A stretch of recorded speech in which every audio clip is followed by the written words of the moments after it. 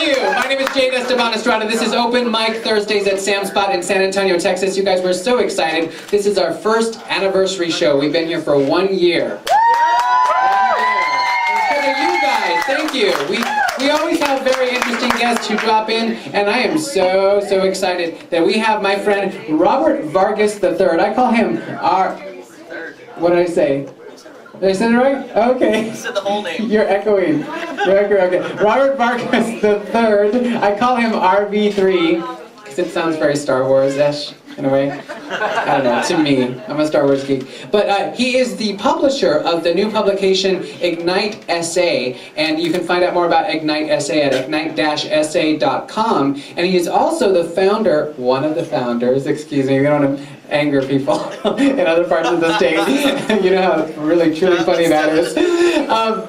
He's one of the founders of the Lesbian Gay Chamber of Commerce here in San Antonio, and that was something that was sorely needed because lots of big cities have them, and we being the seventh, I think the sixth largest. We just moved up. What happened? Who moved here? Oh my gosh, we're the sixth largest city in the country? Oh my gosh, we're doing really well. By the end of this interview, we might be as big as New York. I love round of applause for things that are like that. Anyway, so how are you doing, Robert? Good to have you. I am fabulous. Thank you so much for having me here on your first anniversary. I'm excited. Oh my gosh, we are so excited. It's been a lot of fun. It's been a great show so far. Tell us about Ignite Essay. I mean, it is always exciting to start a new publication. Why did you feel there was a need for this?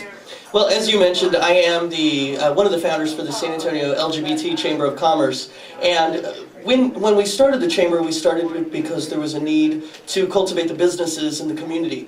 And through that venture, we have learned that in San Antonio alone, the LGBT community spends $4.5 billion a year. Wow, that's a lot of lipstick. That's a lot of lipstick and weave. Yeah. And mullet haircuts. Mullet haircuts. Just to be fair. Yes, pretty in the front, party in the back. And so we decided we needed a publication to promote not only the businesses, but to promote all of the events that go on. In any 2-month period, you'll have about 45 gay and lesbian-centered community events that happen, most of which are free. And yet there's not one way to promote those. So we are San Antonio's own GLBT magazine. Congratulations, that's so awesome. Now, tell me a little bit, going back about yourself a little bit, what was your coming out experience? Well, I joke that I didn't come out of the closet, but that I was pushed out. I was very involved in ministry growing up in the church and whatnot, and in the middle of a church service, the pastor calls me up, lays hands on me, and starts casting a demon of homosexuality out of my life. Well, it didn't work. However, what it did... I see that. I'm here and I'm queer, what can I say? But I don't drink light beer. I started off through that venture and got to really know myself and experience life for its realities. And through that, I learned that there were so many amazing things that have gone on in the gay and lesbian community. Got involved in MCC, which is a local church here in San Antonio, and got plugged into different... Just so you know, MCC stands for Metropolitan Community Church, and they're a worldwide, can I say gay, lesbian, gay, bisexual, transgender, focused Christian organization? Yes, they are a gay and lesbian geared church, basically, and they're worldwide, so shameless plug there, thank you.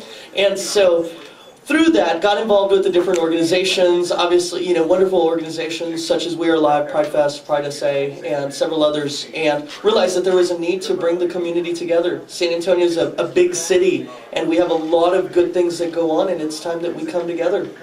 You and I got to work on the event, the National Day of Protest for Proposition 8. If you don't know what Proposition 8 is, it was the... well, why don't I let you explain that, because you were the organizer for San Antonio, is that correct? Yes, I was one of the organizers here in San Antonio. National Day of Protest was a national event that happened throughout the entire United States. We all simultaneously protested the passing of Proposition 8. There was a lot of misinformation and misguidance that went out there, so we felt a need to come together. And there was a national organization, which was National Day of Protest. And you can actually go to their website, nationaldayofprotest.com. And we had about 350 people show up to this protest. The fun thing about that and the amazing thing about that number is that this protest started, the planning process started on Wednesday and didn't happen until that Saturday. So in 3 days, we had this protest and had over 350 people show up. And Proposition 8, just to bring everybody into the loop, was what? Proposition 8 was a proposition that banned gay marriage within the state of California. How important is it, in your opinion, to have young gay leaders out and about in the city of San Antonio?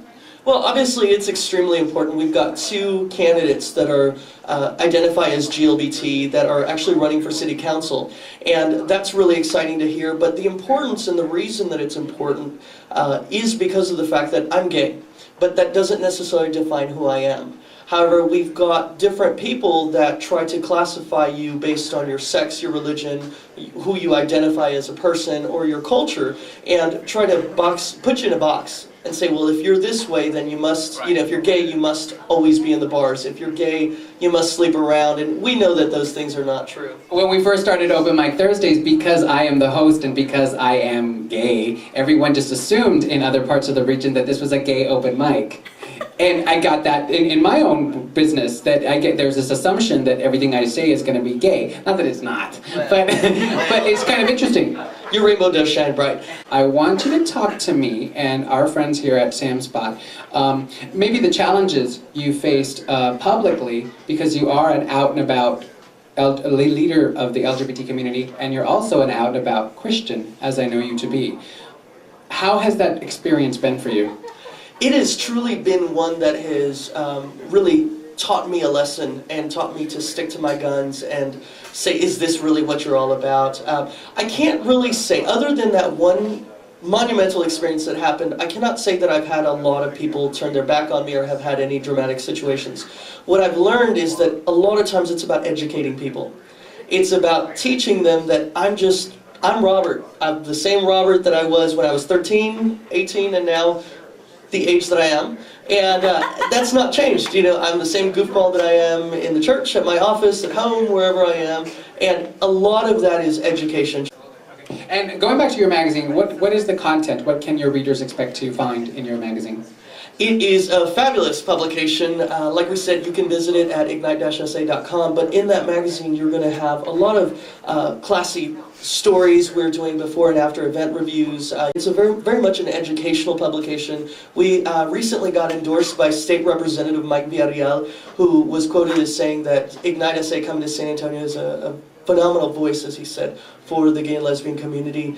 You'll have home and garden types features, and we're featuring a different organization every month as well as a different community leader.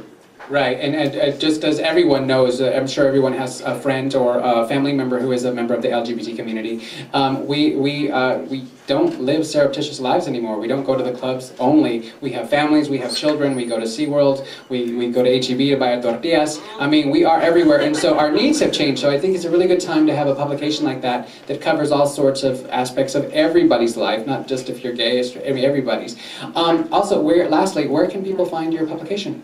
They can pick up the publication every month at our monthly party called Incinerate. You can go to ignite-sa.com to see where those parties are going to be at. You can actually see the magazine via PDF file, which just happened as of February 1st will be happening. And you'll also be able to pick it up everywhere from Amy's Ice Cream Shop at the Quarry to Best Burger on the South Side to any of the gay and lesbian friendly bars and establishments, such as Candlelight as well.